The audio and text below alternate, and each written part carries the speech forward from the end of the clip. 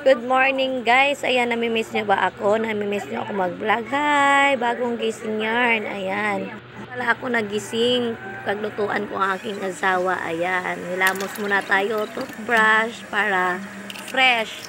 Ang aga ko nagising dyan kasi lulutuan ko sila ngayon ng almusal. Ayan. Sinipag po ako ngayon for today's video. Ayan. Kumusta na po kayo mga subscriber ko? Miss na miss ko na kayo. Sobrang lamig ngayon guys. Ayan, sa inyo malamig ba? Dito sobrang lamig ng tubig. Nakakatakot maligo. Diyos ko po. Hawakan mo lang konti yung tubig. Nakakatakot na. Ayan, toothbrush muna tayo para fresh tayo mamaya.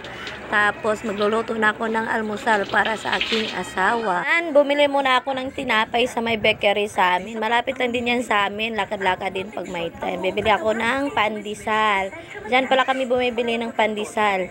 Ayan, dyan po. Malapit lang kasi sa amin yan. Kaya ayun, aga ko bumili para almusal nila. Balik ko na yung tinapay. Tapos ko pala bumili ng tinapay. Ayan, bumili din ako ng itlog para may palaman yung ating pandesal. Ayan. Tinano ko na siya. Ayan, lulutuin ko na siya ngayon. Tingnan nyo. Ayan, ganyan lang po magluto ng itlog. Mabilisang luto lang yan para mamaya pagising nila. Nakahanda na po yung kanilang kakain. Ayan, mabilis lang po magmikos-mikos ng itlog. Ayan, baliktad rin na po agad. Ayan, malapit na yan maluto. Ayan, hindi na ayos yung baliktad. Hayaan mo na yan.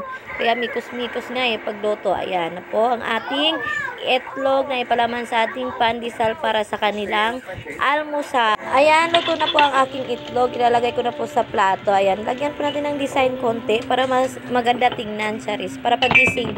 Pag open sa plato, wow, ang sarap. Pero pandesal lang pala at saka itlog. Yes.